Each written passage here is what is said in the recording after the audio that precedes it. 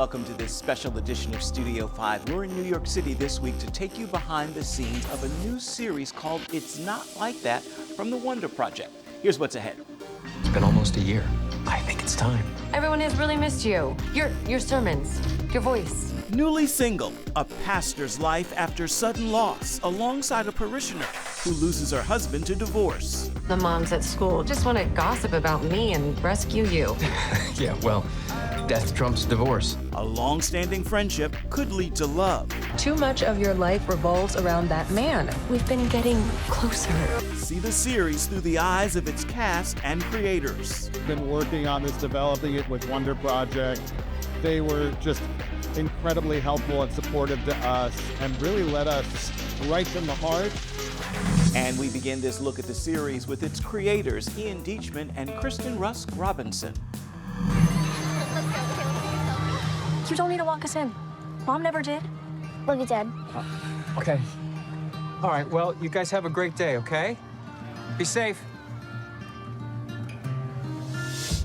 Where did this story come from? Where was it born? Well, like most of the projects that we write, it was something that came from our lives first and foremost, but also from the lives of some close friends and family. We had a friend from college who suddenly passed away from cancer and left behind a family. And then my wife and I had friends that we had gotten to know through our kids, really, as we were little kids, which is always kind of a unique way of kind of making friends through your kids. Mm-hmm. And they very suddenly got a divorce. And then that scene of Malcolm and Laurie on the couch where Laurie hands him the iPad and is just like, I can't just pick a guy. She's on a dating app. Mm-hmm. That actually happened in my life. Our friend handed me her iPad and it was just like, I can't with these guys, just pick one. I don't know what to do here. And then in talking to Kristin about it, it was just, oh, this could be a show if there was a romantic through line that brings these two families together, a romantic question, really, that drives the underlying story. I will fight for you. It's been almost a year. I think it's time. Everyone has really missed you. Your sermons, your voice. There's just so much to mine here, emotionally, dramatically, comedically. And that's really the sweet spot that we love to live in. I love it. Kristin, if you could set the stage for us, what will we see unfold without giving too much away over the course of this season? Yeah, so I think over the course of this first season of It's Not Like That, you're going to see two families really learn to lean on each other to survive their various situations, the grief that they're in. I lost my wife, and now I'm overloaded on widower sympathy. I get it. The moms at school just want to gossip about me and rescue you. Yeah, well, death trumps divorce. In ways that are both dramatic and funny, because life is, everything we write, those things go hand in hand, pain and laughter, it's all just sort of a big mess. Do you want to lead with preacher, please? This is my friend Malcolm. Yeah. My wife's dead. That's the ride we hope will take you on and, learn to love these people. Of course, the main character played by Scott Foley, he is a minister. What went in the decision of deciding to add that faith element? I think it beautifully complicates the story, but what went in that decision? First and foremost, we don't think you've seen it before. Absolutely. On TV. A pastor and his family, what it's like to be a PK. These were also personal stories that we gathered. One of my closest friends from college is a pastor now, and we've had long conversations about the road that he's been on. Some of the dating stories come from that. Too much of your life revolves around that man. We've been getting closer. I don't know if this feeling is because I'm lonely or you miss Jenny. We're not just going to erase Mom. No one's erasing Mom. What are we going to do? I don't know. All of that were things that we drew upon, and we feel like it's just stories that you haven't seen, and it's the idea of Malcolm being a sort of three-dimensional person. Because he is a faith leader, held to certain standards that make sort of the choices he makes just as an individual more complicated. And we thought there was some good storytelling to be had there. Positive, hopeful messages in the mix as well. You're all so close. Hey! But it's so fragile. Focus on your own family. Sometimes you get this feeling. You can't let the moment pass you by.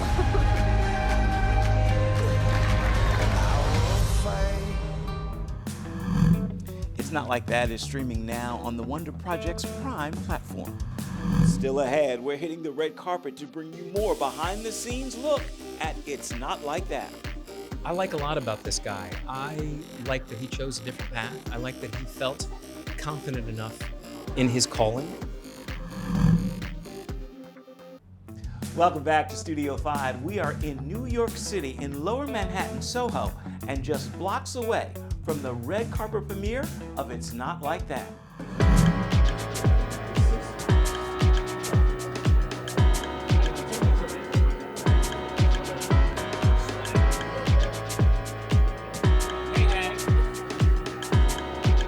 So you're executive producer for this project. How are you feeling now that the series is literally rolling out for people to see? I can't wait for it to, it's everyone's now. It's yours, take it, watch it, enjoy it. The world in general is a really, really hard place. This is something that is this is a cure-all. This is meant to uplift and unite. This TV series really shines a light on how real and how messy this world is. And without Jesus, we're all a wreck. What was it like to direct this series? What was that like for you? Oh, it was a dream come true. I love the co-creators of the show. I'd worked with them years ago on Suits. And when they called me to work on this, I was just like, yes, yes, yes. I just love the subject. Human relationships are, I direct action, I direct all sorts of things, but my favorite thing are the relationships and the characters. Malcolm grounds this series, indeed.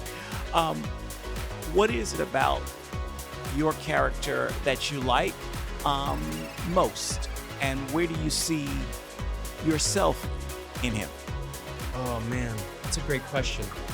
I like a lot about this guy. I like that he chose a different path. I like that he felt confident enough in his calling that that he went for it.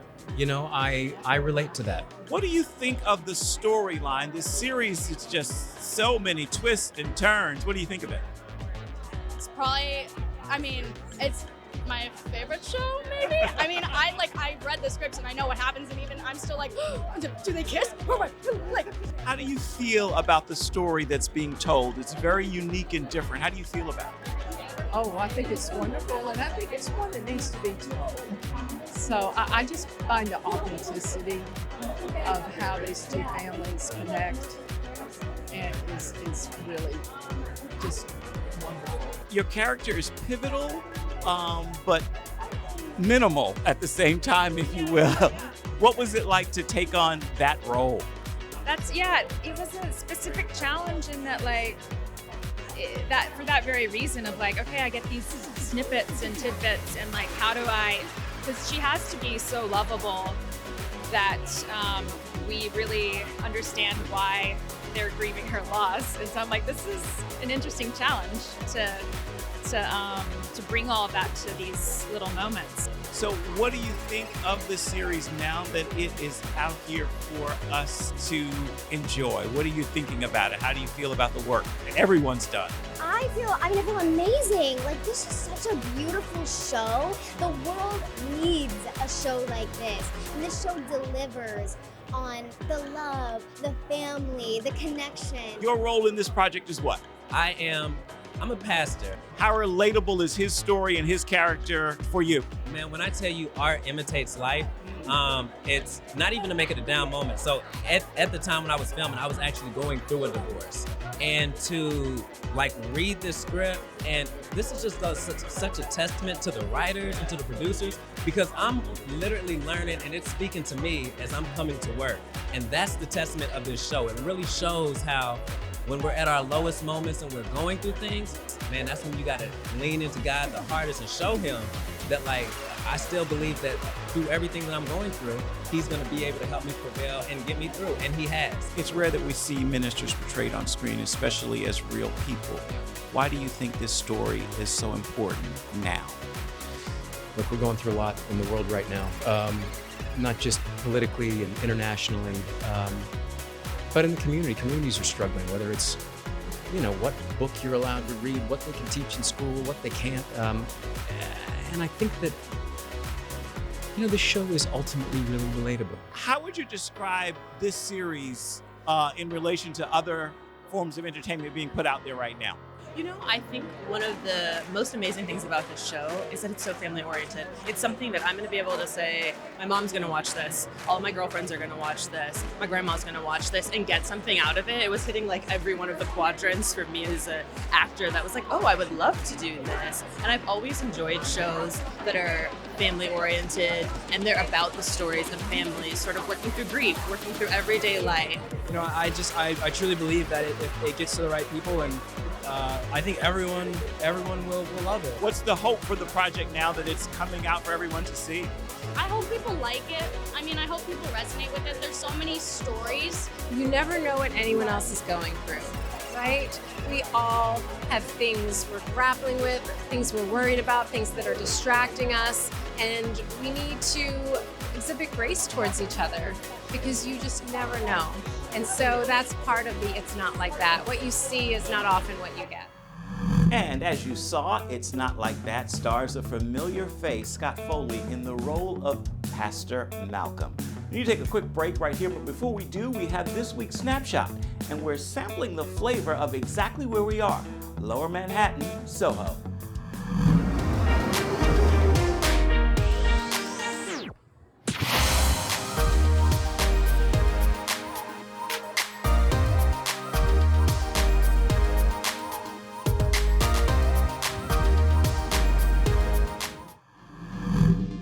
Next up, we're sitting down with two of the stars of It's Not Like That. It encompasses all of life. It's funny when life is funny. It's tragic and heartbreaking when those moments come up.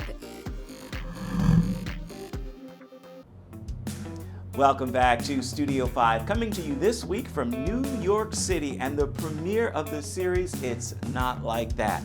We're going to sit down now with two more of the actors from the film, Aaron Hayes and J.R. Ramirez. Uh-oh. Hey. Hi. Do I need to leave? No. It's all good. No. Oh, honey, you sounded so good up there. She is going to light up the stage tonight. You got that right, Dee. Come on, bring it in. Yeah. For both of you, you play a couple divorcing in this series. Tell me, we'll start with you, about your character, who she is.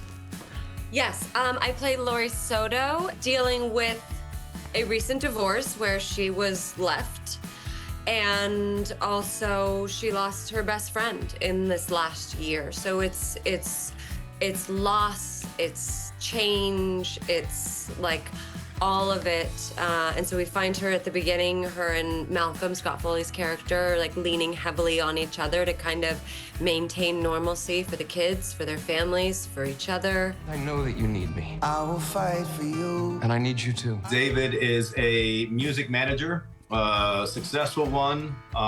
He is a devoted father of two. He is a man who is dealing with his inner demon, so to speak. He's someone who was not happy for a while and decided to leave this beautiful woman at a very bad time. Anyway, I have downloaded David on the rest of the press schedule, so I'm gonna. I have mom duty, but Dee's got you covered. What was it about this story that made this a project you wanted to be a part of? The writing. Yeah, the writing from the get-go. You see a line and you think of that line and you see the complexities under that line. There's so much subtext that goes on. That's when, at least for me, when I'm like, this writing is these guys know what they're doing. Aaron? Yeah, when this came my way, the script I just thought was so beautiful, you know. I think it's it felt like a show that really needed to be made. We're in tricky times, you know, and a like beautifully written show with fully developed characters, like JR was saying, about the human condition and about family. And, you know, you don't have to have gone through a divorce. You don't have to have children. We were all kids in families, and the dynamics are universal. Like, to be able to portray all of it and not just stay tightly in one lane was beautiful, and I knew I really wanted to fight to be a part of it. Tell me about the dynamic, because everyone in the show are people of faith, because one of the central places in it is a church and there's a pastor in it. Tell me about weaving that thread throughout, and what's that been like? Well, yes, everybody is like Scott plays a pastor. So the conversations regarding faith and around all of that mostly happen with him and his children, as it would with a pastor and his children.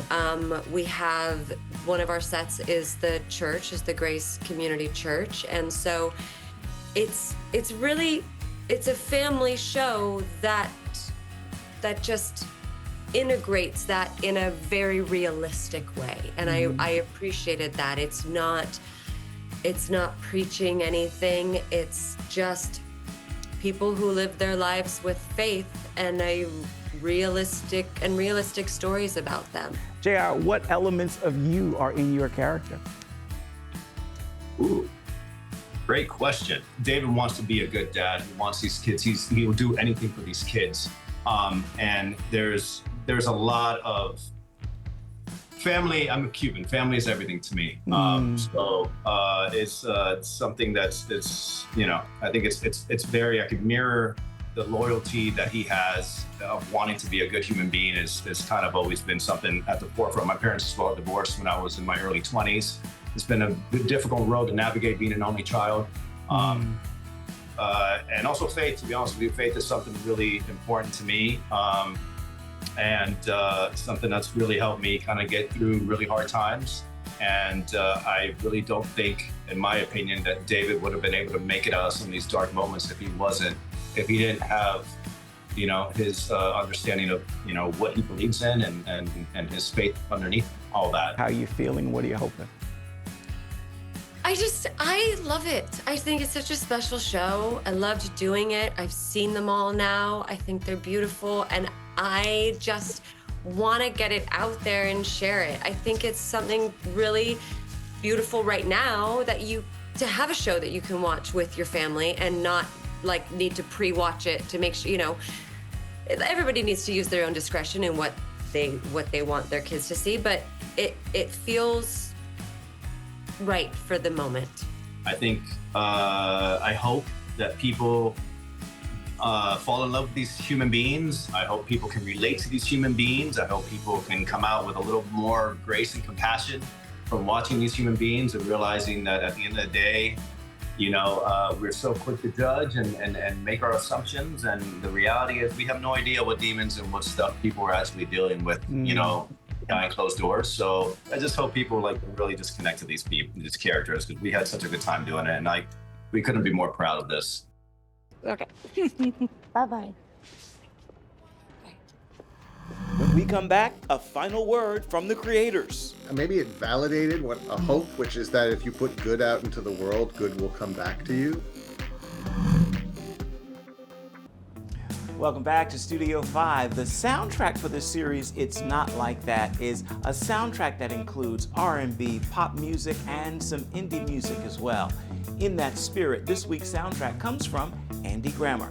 Take a listen and you'll hear why Don't Give Up On Me is what's playing in my ear this week.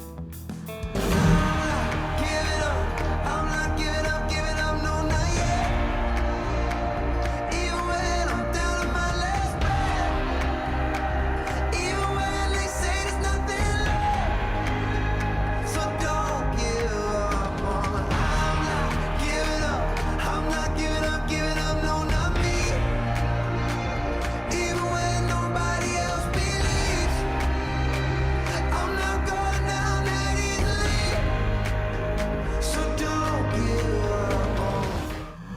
On that musical note, we are just about out of time for this week's edition of Studio 5. So let's take a look and see what's cooking up in the entertainment kitchen for next week. You inspired millions of people. I mean, what did you think was going to happen? An intimate and exclusive look at I Can Only Imagine 2. Through the pain we all go through, you will never understand what I'm going through.